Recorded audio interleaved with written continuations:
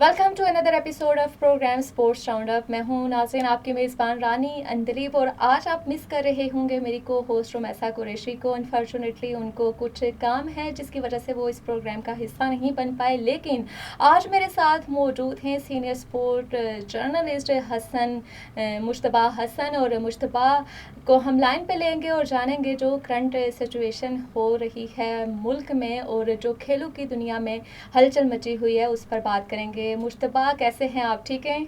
जी अल्हम्दुलिल्लाह। मुश्तबा, मैं ये पूछना चाहूँगी कि पहले थोड़ा सा ज़रा हम बात करते हैं कैजुअल वे में कि आप और हम जो हैं ज़िंदा सलामत बात कर रहे हैं, इस्लामाबाद में हम मौजूद हैं। ज़रा बताते चलें, क्योंकि इंडियन मीडिया के अकॉर्डिंग तो इस वक्त मैं और आप शायद किसी कब्र में मौजूद हैं।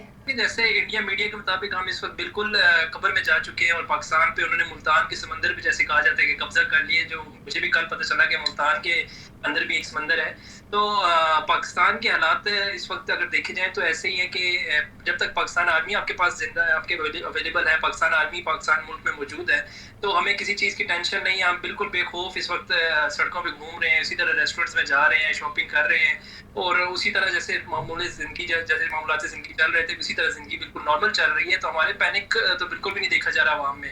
बिल्कुल। इंडिया ने पता सोशल मीडिया और इंडिया की जो न्यूज़ है उसमें देखा जाए तो ऐसा लग रहा है कि पाकिस्तान इस वक्त ख़त्म हो चुका है सफ़ा हस्ती और से मिट पाकिस्तान। चुका है। बिल्कुल। अच्छा मुश्तबा, ये तो जो करंट कंडीशन है वो तो दोनों साइड के अवाम में भी पाई जा रही है, मुल्क में भी, और मीडिया भी और सोशल मीडिया भी अपने अपना जो काम कर रहा है। अच्छा, सबसे पहले स्पोर्ट्स की हम बात करें तो ये जो जंगी जुनून है और ये जो जंगी हालात हैं, इसने स्पोर्ट्स को किस हद तक मुतासिर किया, और बीइंग अ जर्नलिस्ट आप इसको कैसा देख रहे हैं कि ये कितना नुकसानदेह होगा दोनों ममालिक की स्पोर्ट्स के लिए?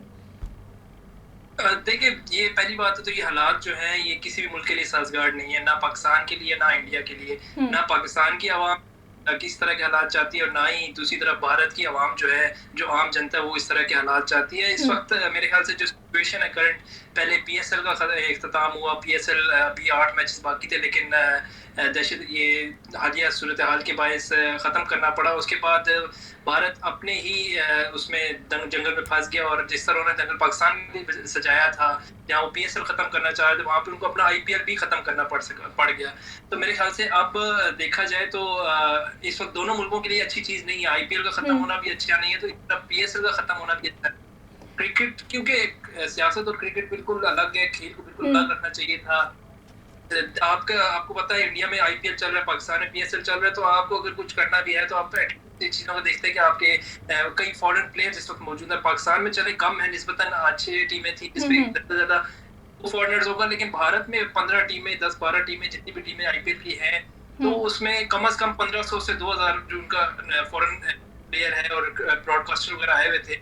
तो सबको पेश नजर रखते हुए भारत के लिए भी हुँ। काफी बायस शर्मिंदगी कि आईपीएल को बीच में खत्म करना पड़ा।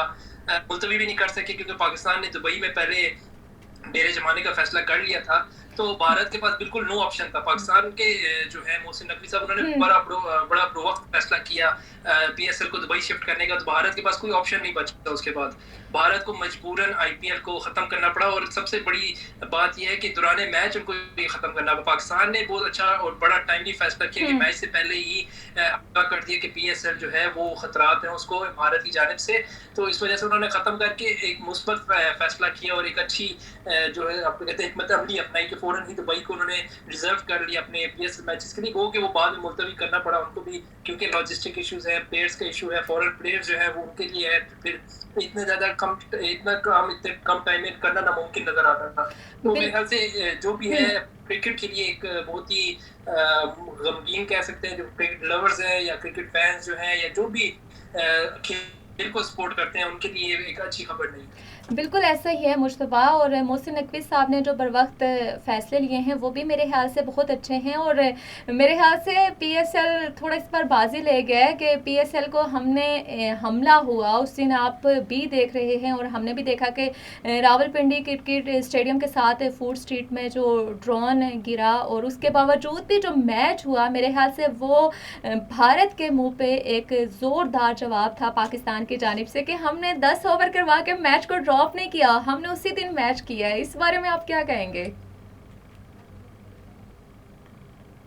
देखिए दौरान मैच आपने पहले लाइट्स का बहाना बनाया कि लाइट नहीं थी, थोड़े हम्म। टेक्निकल इश्यूज आ रहे हैं, लेकिन बस तो भारतीय मीडिया हमेशा से छुपाता आ रहा है।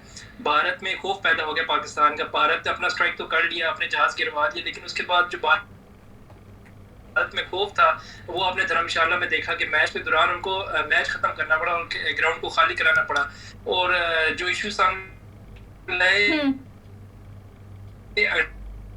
टेक्निकल इश्यूज की बुनियाद पे कहा जा रहा है, इस झूठ से पर्दाफाश कर दिया कि भारत असल में जो है वो पाकिस्तान के हमले बिल्कुल मुश्तबा, बिल्कुल ऐसा ही है। और हमारे नाज़रीन भी देखते जो होंगे कि ये जो करंट सिचुएशन है उसमें पाकिस्तान की जवाबी का उसने ना सिर्फ सियासत पर, वही से आवाम पर असर डाला है, बल्कि वहीं पे जो है ना बहुत सी चीज़ें मुतासिर हो रही हैं। और जैसे कि अभी हम लोग क्योंकि स्टीम यार्ड पे हमने मुश्तबा को अपने साथ ऑनलाइन एंगेज किया है नाज़रीन, और क्योंकि एहसास इलाके हैं रावलपिंडी और इस्लामाबाद के, और कुछ नेट की भी बंदिश आ रही है जिसमें तो ये इससे बड़ी इनके लिए क्या आप ये भारतीय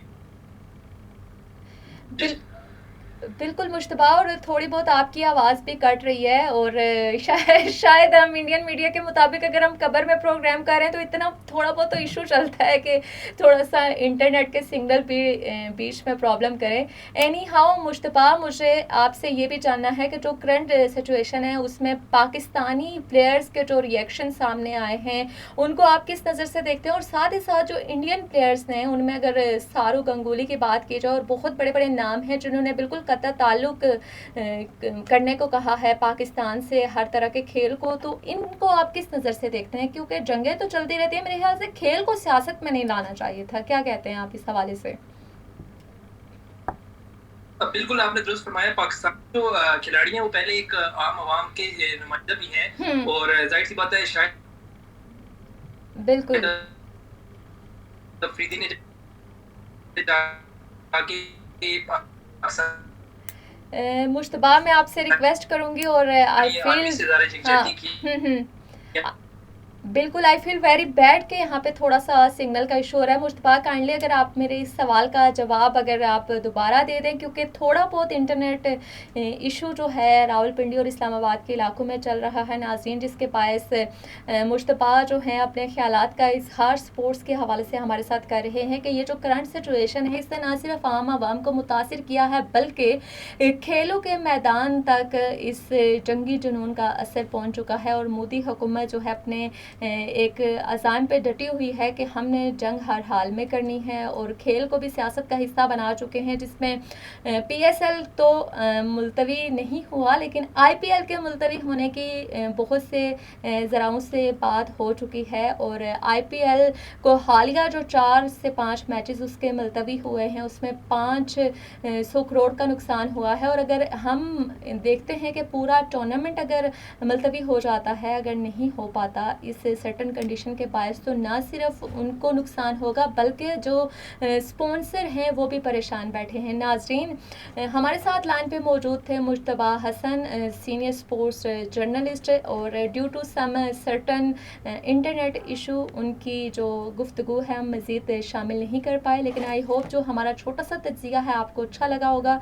और आप क्या समझते हैं कि जंग हर मसले का हल है? आपको क्या लगता है कि जंग ने खेल के मैदान को कितना मुतासिर किया है, और खिलाड़ियों के जहनों पर किस हद तक इस जंग ने असर डाला है? अपनी राय से ज़रूर हमें आगाह कीजिएगा, और मुझे दीजिए इजाज़त। मिलते हैं अगले प्रोग्राम में, तब तक रखिएगा अपना और अपने चाहने वालों का बहुत सारा ख्याल। अल्लाह निगहबान।